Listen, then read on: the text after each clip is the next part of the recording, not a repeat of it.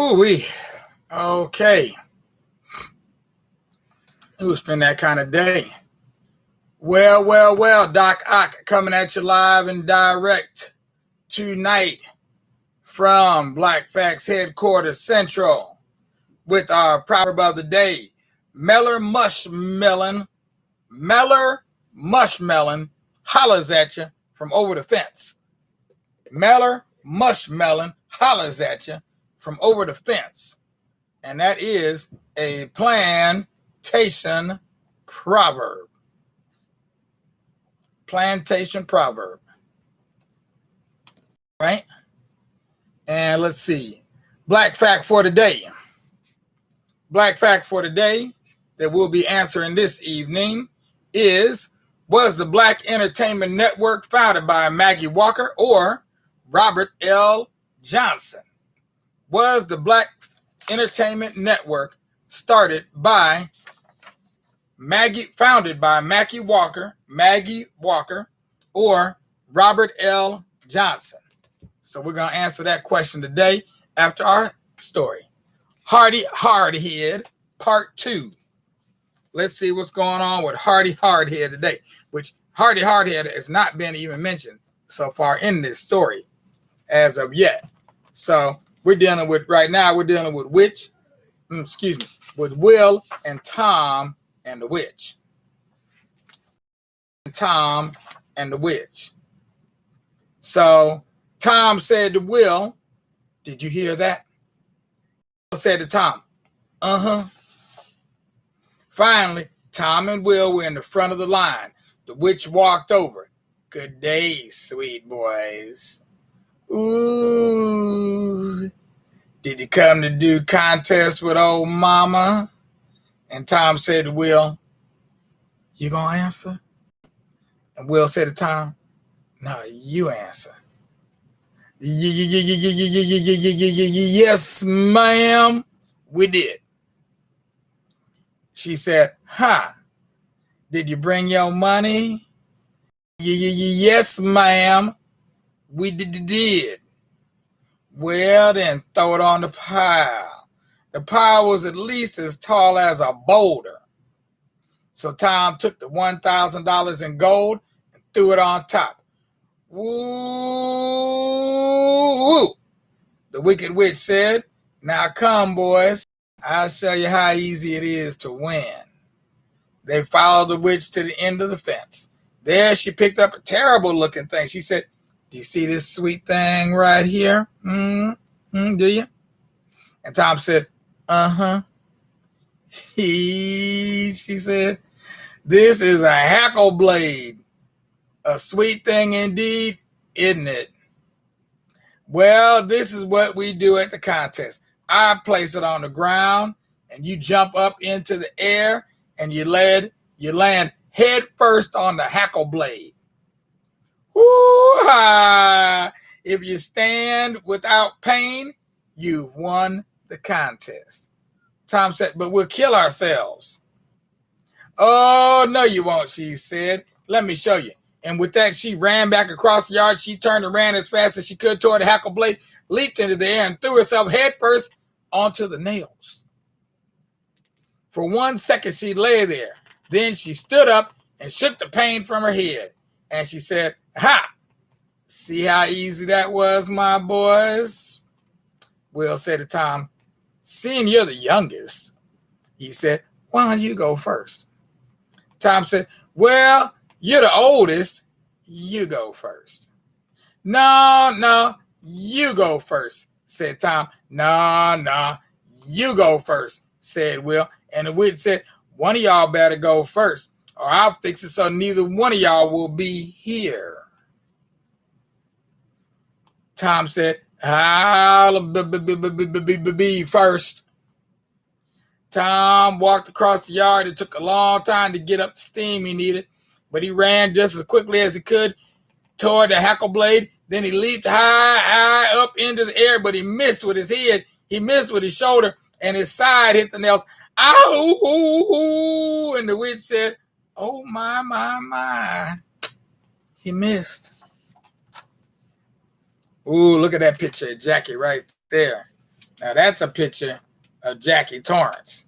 That's one of her looks. Do I got it? Yeah. All right.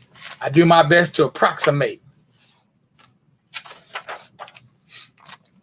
Ha! Get him out of here. They pulled a hackle blade from Tom's side. Will was next. He ran just as fast as he could and up into the air, but he missed with his head and his shoulder hit the nails. Ow! Get him out of here, bitch. Next, Tom and Will returned home, almost dead. Jack was so mad, he didn't know what to do. I can't let that wicked witch do that to my brothers. She just about killed him. Jack's dad said, now settle down, son. Do you see that Tom and Will are almost dead? But I must avenge him, Jack said. Daddy, give me $1,000, he said. Son, I've given all I have to your brothers. Jack's dad said, they lost it. We don't even have enough money to get help for them. They may die. Jack said, well, all right, Daddy. Mama, fix me some sweet water and cornbread and sugar cakes, and let me go fight that wicked witch. Son, she said, there's nothing left but day-old cornbread here and a little well water. That's fine, Jack said. I'll take it. So she placed the bread in the sack, and she put the water in a jug, and off Jack went. His father thought he would never see Jack again. Jack went a long way. He had no way of knowing that the witch's house was such a far piece, so he rested. As he sat there, an old man came before him. How do you do, son? Said the old man. Oh, I am well, Jack said, but I am very tired. Why don't you sit down with me? Thank you, my boy, said the old man. Tell me, what do you have there in your sack? Jack said, it's day-old cornbread, but my mama makes good bread. Why don't I share it with you? Oh, thank you, said the old man. So Jack reached into the sack. He pulled out what he thought was his cornbread, but it wasn't bread at all. It was sweet molasses cake with honey and butter running out of it. And Jack said, why don't you take that? I'll see what else I have in. And he pulled another cake from the sack. So Jack and the man rested and ate sweet cakes with honey and butter. Oh, they were so good. The old man said, son, we got to stop this. My throat's getting tight. What you got in your jug? Jack said, well, I ain't sure. Let's find out. Jack lifted the jug and poured out the cork, threw it over his shoulder and drank. But it wasn't water at all. It was sweet, cool wine. And they passed the wine between them. Ooh, said Jack, that was wonderful, but I think we should stop now.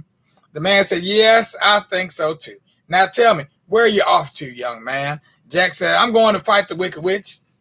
Oh, said the man, you're joking with me. Do you know how mean she is?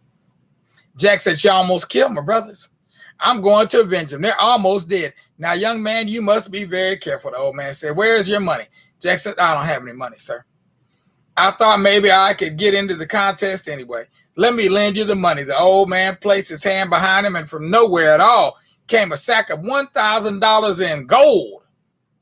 Jack said, sir, I'm from a poor family, and I have no way of knowing how to pay you back.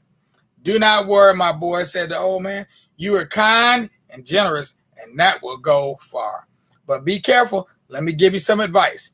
Anyone you see on the way to the witch's house, take them with you. I'll give you a way to travel. And the old man went into his pocket and took out a little carved ship. It was carved out of wood, and he placed it on the ground. Jack said, what is that? The old man said, that, my dear, is a flying ship. All you have to say is fly, ship, fly. With that, the ship suddenly grew enormous, and the sails began to billow in the wind. Jack leaped inside, and the ship started to lift itself up into the air. Jack waved goodbye to the old man, and he said, thank you. Remember, said the old man, pick up anyone you see on your way. And so as Jack rolled along inside the ship, he looked from side to side trying to see somebody, but there was no one. He was above the mountains and above the trees and above more mountains. Suddenly there was something going on below him. There was a man. This man was leaping up into the air and hurling himself head first into a rock. Then he stood up and shook it off. Well, Jack watched that for almost an hour. Then he brought the ship to rest beside the man. Jack said, what are you doing? The man said, I'm playing. Jack said, what are you playing? The man said, hurl yourself into the rock. Jack said, doesn't that hurt? The man said, I don't know. Jack said, what's your name? The man said, my name is Hardy Hardhead. Jack said, I thought maybe it might be. Hardy, he said, would you like to ride with me? Hardy said, yeah, I would. Jack said, well then, get in. So Hardy Hardhead leaped into the air, jumped into the ship head first, shook his head, and sat up. Let's go, he said, and off they went. It took a long time to get to the witch's house, but when they arrived, Jack brought the ship down. Then he made it small enough to go right into his pocket. He took Hardy Hardhead and his 1,000 gold dollars, and they took their place in line. All you could hear was, ah, ooh, ah, ooh. Hardy Hardhead said to Jack, sounds like somebody's having a real good time. Jack said, I don't know about that. Soon they were at the front of the line. There stood the wicked witch. Hee ha, ha, ha. Well, hello there, my pretties. Did you come to do contest with the witch? Ha, come this way. Put your money on the pile. By now, the pile of gold was as tall as a mountain. So Jack started another pile of gold beside it. This is what you do, the wicked witch said. And she showed them the hackle blade. Jack said, well, ma'am, do you think my friend Hardy Hardhead could go before me? She said, I don't care who goes, just do it. Hardy scratches, and she placed the hackle blade on the ground. Hardy scratched his head, then he walked way across the yard, ran back as fast as he could, leaped into the air, turned 3 big somersaults, and came down head first on that hackle blade, stove those nails right through the hackle blade, got up, shook his head, and laughed. Whew, that was fun. Well, the witch was so angry, she began to whirl and twirl like a tornado. And before you knew it, she stowed herself right into the ground. Some folks say, seen her in China. Well, sir, as she went right through the ground, every spell she had cast for 100 years was removed, and Princess skipped once again around the court. Jack and Hardy Hardhead were left standing there with a mountain of gold and the ship. So they loaded the gold and flew to see the king. As they landed, the king embraced them both. Jack, will you accept my daughter in marriage? Well, sir, king, I'm just a boy. I don't think I want to get married quite yet. But my friend might. And Hardy Hardhead said, well, can she hurl your head into the rock? The king said, I don't think so. Hardy said, I don't want her then. The king said, well then, what can I do for you? Do you want to rule my kingdom? Jack said, nah, I don't want to rule your kingdom. But Hardy Hardhead might. Hardy said, has it got any rocks on it? King said, no. Hardy said, I don't want it then. The king said, but what can I do for you? Jack said, well, I got 2 mighty sick brothers. I could use that money to help them get well. King said, you can have every bit of that gold, and if you need any more, you're welcome to it. And they say that Jack and Hardy Hardhead went home with the gold, took care of Tom and Will, and to this day are living quite well off the money they won from the wicked witch of the Holla. And that's the end of that. The story of Jack and Hardy Hardhead. Answer to your question really quick, because our time's just about to run out, because we're right here in the thick. Let's see what the answer to the question is. What was the question again? It was the Black Entertainment Network founded by Maggie Walker or Robert L. Johnson?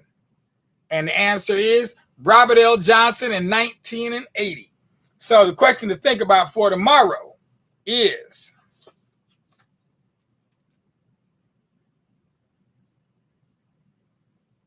but I run out.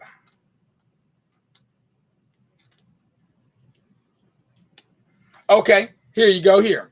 The first issues of 2 popular digests for African Americans were published in 1945 and 1951, respectively. Can you name them? So come with that answer for tomorrow night, and everything will be all right. In the meanwhile, all you little children out there need to lay down your little heads on your little beds, on your little pillows on your little beds. Close those eyes and leave them that way till the sun starts to rise. When it does, you're free to get up and enjoy the next day like a happy pup.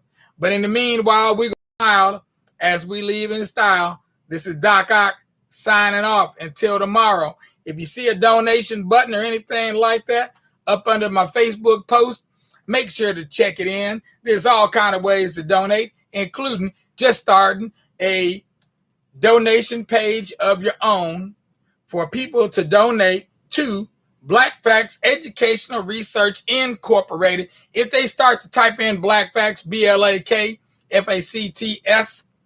everything else will pop right up because we're on the list.